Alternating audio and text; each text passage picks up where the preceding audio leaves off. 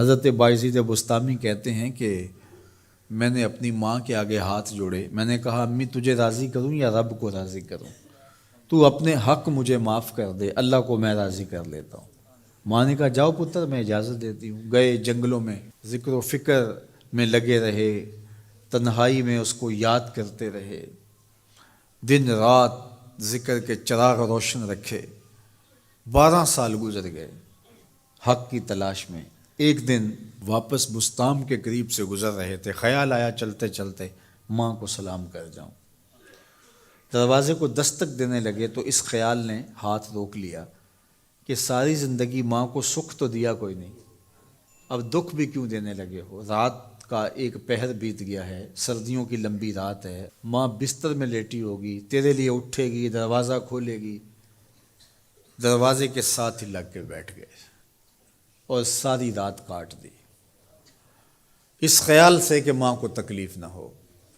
جب سحری کا وقت ہوا تو اندر سے جو نالی آتی تھی اس نالی سے پانی آیا، سمجھ گئے میری ماں تہجد کے لیے اٹھی ہے اور وضو کا پانی ہے، تو فوراً دروازے پہ دستک دی۔ اندر سے آواز آئی بیٹا بایزید میں ابھی آئی۔ مائیں بیٹوں کے دستک کے انداز سے جان لیتی ہیں یہ کس بیٹے کے ہاتھوں کا لمس ہے۔ 12 سال کے بعد آئے، دستک دی، کہا بیٹا بایزید میں ابھی آئی۔ ماں کی تو نگاہیں ہی دروازے پہ رہتی ہیں۔ اللہ اکبر۔ کہتے ہیں کہ ماں نے دروازہ کھولا، 12 سال جنگلوں کی خاک چھانتے بیت گئی تھی، پراگندہ صورت، بکھرے ہوئے بال، پھٹے ہوئے کپڑے۔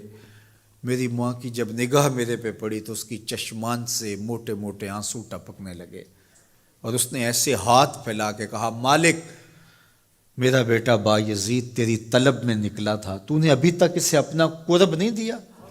حضرت بایزید بستامی کہتے ہیں 12 سال کی ریاستوں سے جو کچھ نہیں ملا تھا ماں کے اٹھے ہوئے ہاتھوں سے مل گیا۔ میں نے کہا مالک میں تجھے کہاں ڈھونڈ رہا ہوں، تو کہاں موجود ہے؟ تو ماں باپ کی رضا اللہ کی رضا کا دروازہ کھولتی ہے۔ جن لوگوں کے ماں باپ ناراض ہیں اور وہ جا کے پیر صاحب کی خدمت کرتے ہیں، اور میاں ماں کے قدم چومو، باپ کی ٹانگیں دباؤ، ان کی خدمت کرو، تمہارے پہلے مرشد وہ ہیں، ان کو راضی کرو، پھر کسی شیخ کامل کی صحبت میں آنا، دیکھو کیسے دل کی بند کھڑکیاں کھلتی ہیں۔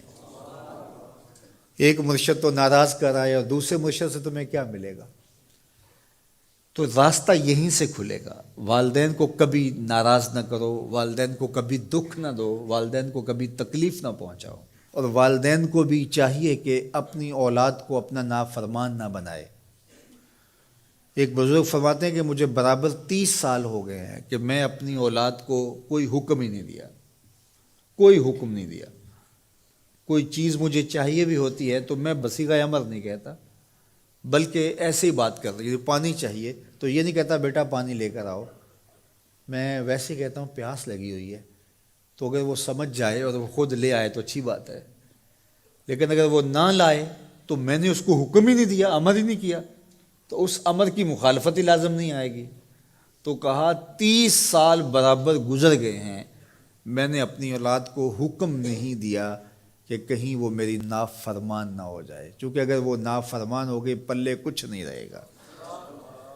جو اولاد ماں باپ کی نافرمان ہوتی ہے وہ ہوا میں بھی اڑیں، وہ چرخ پہ بھی جھولیں، وہ زمین پہ گرنے والی ہوتی ہیں، کبھی کامیاب نہیں ہو سکتی وہ اولادیں جو ماں باپ کی گستاخ، بے ادب اور نافرمان ہوتی ہیں۔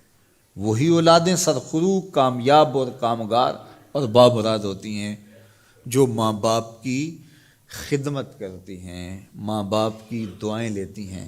وہ ایک بچہ ماں باپ کے پاؤں دبا رہا تھا، تو ایک بچہ ایک بر اعظم میں، دوسرا دوسرے بر اعظم میں، تیسرا تیسرے بر اعظم میں بڑے بڑے کاروبار کر رہا تھا۔ تو کوئی اس کا دوست ملنے آیا، اس نے کہا کہ اس نکمے کو بھی کہیں بھیج دو، فلاں جو ہے وہ یورپ میں ہے، فلاں امریکہ میں ہے، وہاں اتنی بڑی کمپنی اس نے کھولی ہوئی ہے، اس نکمے کو یہاں بٹھایا، اس کو بھیج دو، یہ تو نکمہ کسی کام کا نہیں۔ کہا یہ نکمہ ہی تو میرے کام آ رہا ہے، یہ نکمہ ہی تو میرے کام آ رہا ہے۔ تو اولاد خوش نصیب ہے کہ اپنے ماں باپ کی خدمت کرے اور ان کے ساتھ حسن سلوک کرے۔